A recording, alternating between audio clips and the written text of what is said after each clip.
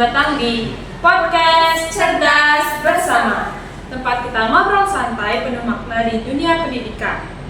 Nah, seperti kata pepatah, tak kenal maka tak sayang. Perkenalkan, nama saya Nova sebagai moderator podcast kita kali ini, dan rekan saya Indah yang akan menemani kalian semua 15 menit ke depan.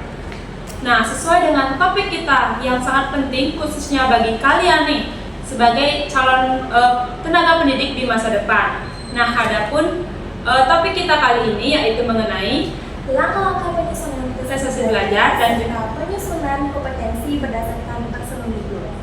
Nah, sebelum itu, podcast kita kali ini sangat spesial nih. Kenapa? Karena kita ditemani oleh salah satu narasumber yang sangat hebat, yaitu Bapak Aditya Antara, yang mana beliau sebagai dosen pengampu mata kuliah asesmen pembelajaran dan sebagai wakil dekan 3 di Fakultas Ilmu Pendidikan. Selamat pagi Bapak. Selamat pagi. Bagaimana kabarnya Bapak? Baik, semangat. Nah, menyambung tema kita pada pagi hari ini yang berkaitan dengan langkah-langkah penyusunan tes hasil belajar serta kaitannya dengan taksonomi Bloom, mungkin Bapak bisa berbagi pengalaman di dalam dunia pendidikan terkait dengan tema kita kali ini. Ya, penyusunan tes hasil belajar ya. Penyusunan tes hasil belajar ini penting sekali dilakukan agar tes yang kita buat bisa berkualitas. Nah, tes hasil belajar yang kita buat juga bisa mengukur peserta didik kita. Bagaimana caranya? Yang paling penting dalam penyusunan instrumen tes atau soal-soal ini disusun dulu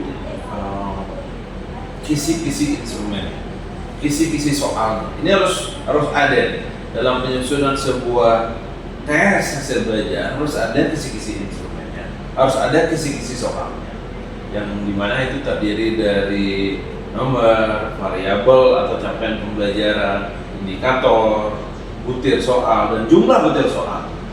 Ini harus ada nih kisi-kisi. Karena dengan kita membuat kisi-kisi instrumen, ini akan lebih mempermudah kita dalam menyusun tes hasil belajar. Terlebih lagi kalau seperti yang adik-adik katakan barusan, yaitu tentang taksonomi Bloom. Kalau kita menggunakan taksonomi Bloom revisi misalnya, tes itu harus diproyeksikan sebagian besar harus berbasis HOS, Higher Order Thinking Skill.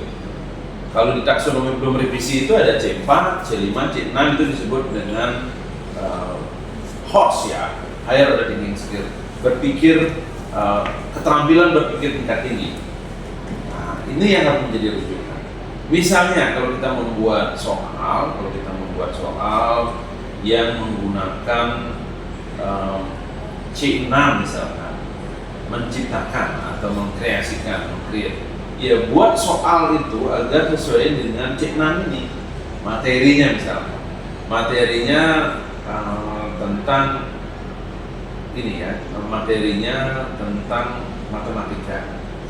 Nah, kalau kita ingin membuat soal yang berada di HOS C6, itu pilihlah kegiatan atau membuat siswa kita menggunakan kata kerja operasional yang sudah kita pilih. Misalnya, ini harus diturunkan ya. Kalau taksonomi Bloom itu sudah ada kata kerja operasionalnya, sudah ada tabel-tabel di mana ada bisa memilih kata-kata mana yang bisa dipakai untuk membuat soal. Misalnya, kalau membuat soal, cobalah atau buatlah sebuah bentuk bangunan dari gambar-gambar geometri di bawah ini. Nah, ini adalah sebuah soal yang berbasis HOS menggunakan C6, KKO-nya C6, yaitu misalkan membentuk. Ini bisa dilakukan. Ini tidak ada istilah untuk anak-anak kelas rendah, kelas 1, 2, 3 nggak bisa digunakan soal. Enggak. Bahkan sampai taman kanak-kanak pun di wilayah pendidikan anak usia dini pun HOS itu masih bisa digunakan. Di sini dibutuhkan keterampilan guru yang bagus, memahami soal yang berbasis HOS. Nah, itu penjelasan sederhana terkait dengan bagaimana menyusun tes hasil belajar yang baik dan berkualitas. Nah, itu tadi sebagai pengantar kita di dalam podcast kita kali ini. Nah, di dalam podcast kita kali ini itu ada beberapa segmen terkait langkah-langkah penyusunan tes hasil belajar serta kaitannya dengan taksonomi Bloom. Dan mungkin nanti Bapak bisa memberikan ilmu yang lebih ilmiah terkait dengan Nah, baik, kita akan masuk di segmen pertama, yaitu pentingnya tes hasil belajar. Yang dimana seperti yang sudah dikatakan oleh Bapak Adi tadi, yang dimana tes hasil belajar adalah merupakan salah satu aspek yang sangat penting di dalam proses pembelajaran, yang dimana tes hasil belajar yang baik adalah tes yang tidak asal buat. Terdapat penyusunan dan juga langkah-langkah dalam pembuatan tes hasil belajar tersebut. Nah, mungkin terdapat pertanyaan bagaimana sih mungkin trik dalam pembuatan tes hasil belajar yang baik dan benar supaya para sahabat edukasi atau mahasiswa yang ingin menjadi guru bisa mengetahui bagaimana sih cara menyusun tes hasil belajar yang baik dan benar menurut Bapak? Ya, menyusun tes hasil belajar yang baik dan benar itu ada beberapa hal yang kita sampaikan, harus beberapa hal yang harus diperhatikan ya. Bagaimana kisi-kisi instrumen, ya, harus dibuat kisi-kisi instrumen yang bagus, kisi-kisi soal yang bagus. Lalu tes hasil belajar itu harus diuji validitasnya, harus diuji juga reliabilitasnya, sehingga tes hasil belajar itu bisa berkualitas.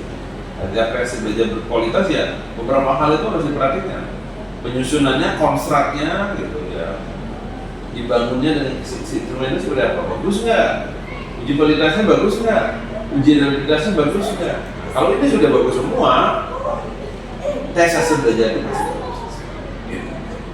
Wah, ternyata banyak ya tips dan juga trik penyusunan tes hasil belajar, mulai dari membuat kisi-kisi, terus menentukan validitas dan juga realitas. Nah, setelah tadi kita membahas mengenai langkah-langkah penyusunan tes hasil belajar, kita akan masuk ke segmen yang kedua, yaitu penyusunan kompetensi berdasarkan dengan taksonomi Bloom. Nah, kita mengetahui nih bahwa di dalam taksonomi Bloom itu khususnya pada ranah kognitif itu ada 6 level. Yang pertama ada mengingat C1, memahami C2, menerapkan C3, menganalisis C4, mengevaluasi C5 dan mencipta C6. Nah, menurut Bapak nih bagaimana sih Bapak melihat relevansi ke-6 level ini di dalam menyusun soal ataupun evaluasi pembelajaran di dalam kelas, serta bagaimana sih cara kita menyusun soal itu supaya berdasarkan dengan level kognitif yang ada di dalam taksonomi.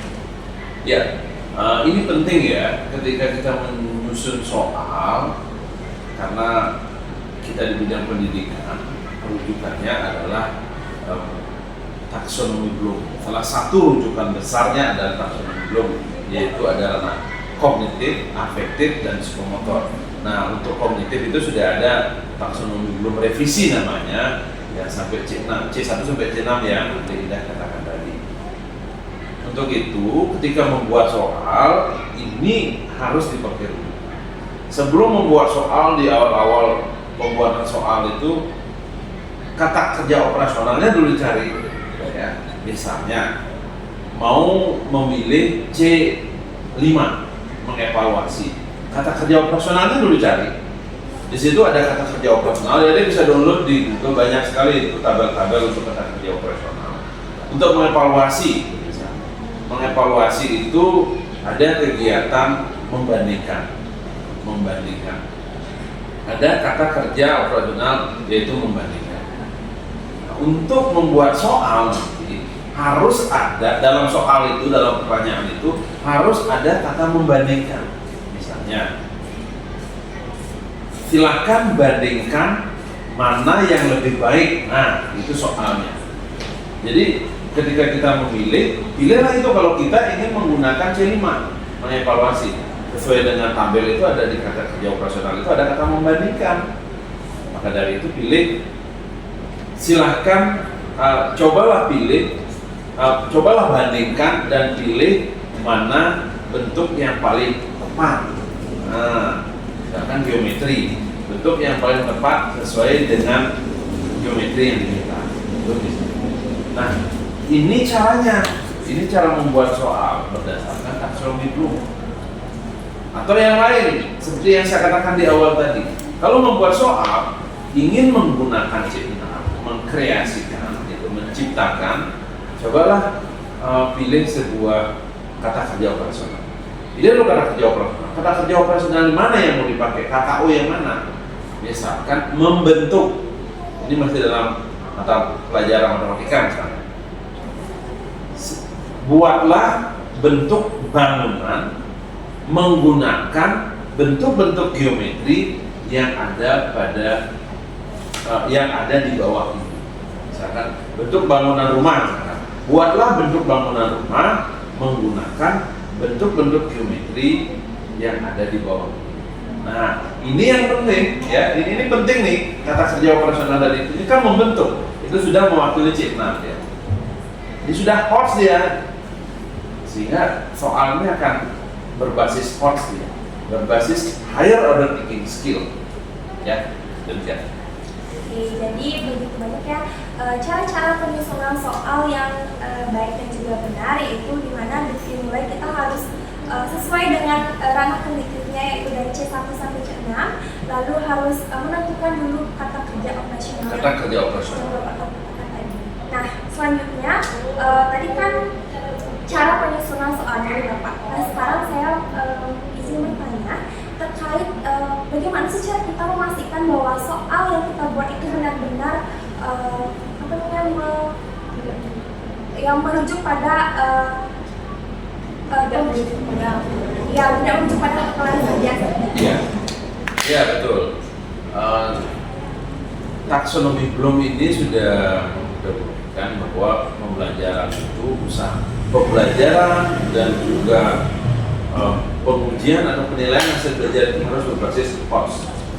Usahakan sangat sedikit yang low order thinking skill. Kalau yang adik katakan dengan ingat, hanya untuk mengingat saja, hanya untuk memahami saja, dia berada di C1 dan C2 saja.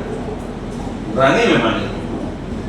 Sehingga ketika kita ingin mengurangi itu harus di HOTS ya, materi kita harus di HOTS. Misalkan seperti tadi, kalau kita ingin memberikan materi pembelajaran untuk siswa kita di kelas, untuk matematika misalkan, jangan hanya mengenalkan ini geometri, ini persegi, ini jajaran G-nya, ini segitiga, enggak gitu aja. Tapi minta mereka membuat, misalkan buatlah, coba anak-anak, ayo kita buat sebuah bangunan menggunakan bentuk geometri. Nah ini HOTS ini, membentuk ini adalah C6.